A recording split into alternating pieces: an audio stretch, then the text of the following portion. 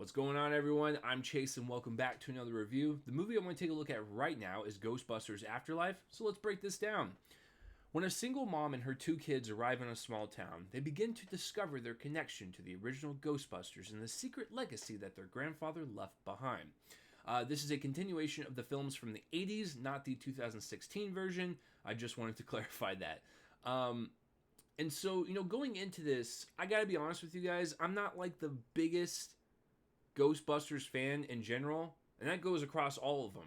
I remember watching the first one. I remember kind of liking it.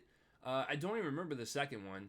The 2016 version was just fine, in my opinion. It was okay. I wasn't one of those people that was just like, oh my god, it's all women. Like, oh this isn't my Ghostbusters.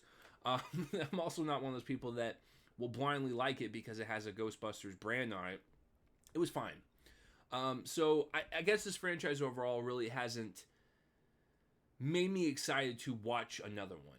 It's just kind of like, okay, it's another one. Let's watch it and let's just see how it goes. And, watching the trailers to Afterlife, I wasn't really that impressed. But I wanted to give it a shot because it's got a plethora of new faces to it. All these great performers in this film had the potential to start something new in this franchise and deviate from the originals and do their own thing. So that is what excited me about Afterlife, even though the trailers were underwhelming. I saw the movie. It's fine. I have the same kind of feeling about it as, the 2016 version, for instance, where it's just like, it's got its moments, but overall it just really does nothing for me. I don't know why that is, but this franchise, I guess I'll just admit it is not for me. But I'll be curious to see another one. I really would, because I like supernatural films, especially this one that mixes in like a great dose of comedy and adventure and excitement, and I don't know, like there's something attractive about this franchise. It does nothing to me. But this one is okay. So I will say, for the first half of the movie, was pretty good. I like the camaraderie between all the characters. The chemistry and the sharpness of all the performances was really well done, because the comedy was hitting for the most part. I was like, wow, this is actually really good. And just the curiosity that the kids have about, like, what's going on around this town, and them discovering, the original Ghostbusters, like, attire and weapons and car, like, and then them just trying to figure it out. Like, that stuff was all great.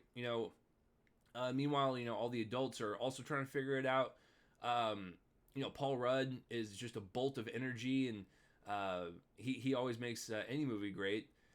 Carrie Coon as the mother is also really great. I loved her kind of sassiness and the edginess that she has as a mother. But deep down that she loves her children. She'll do anything to protect them. But she has like this sassy personality that I just absolutely love, because every single thing that came out of her mouth was like comedic gold. I just loved it. It was very deadpan type of humor. Meanwhile, you have Paul Rudd, who has that kind of hyperactive energy to him, and that humor works really great. So, and the kids also have their brand and personality. Once again, a lot of great things to admire. I like the fact that it is set in a small town, because it makes the threat level seem very ominous, and you don't know where it's going to strike. And when it does strike, like, it could be very disastrous for the entire town. So I like the setting to it.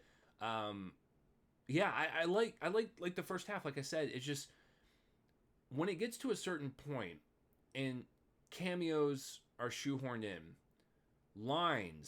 famous lines from the franchise are shoehorned in to just elicit reactions out of the audience, that's where I get turned off.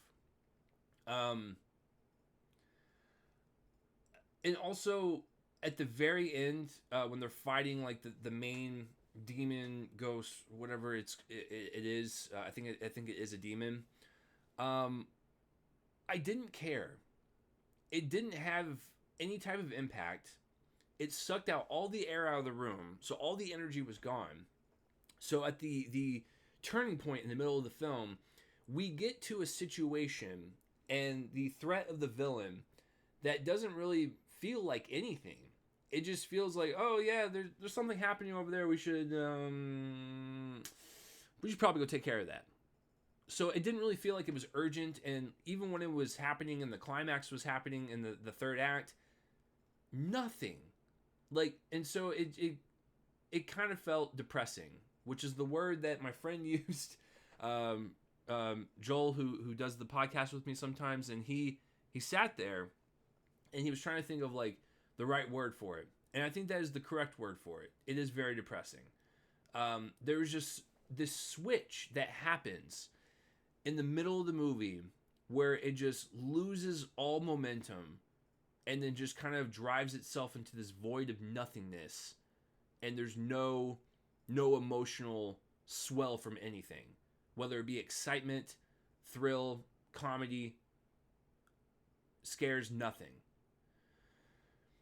The very, very end of the film, after they defeat the villain, I won't spoil anything, but that was slightly touching. You know, I will say that what they did was sweet, and I applaud them for doing that. I have no issue with that part of the film, but I think everything else leading up to that, it just really, I don't know, it just didn't click with me whatsoever. And so it's kind of this weird thing where I was enjoying myself. It felt like it was something different, and then it just ended up being shoehorned cameo, one-liners, and a third act battle that had no impact whatsoever. So when they defeated it, it's like, okay.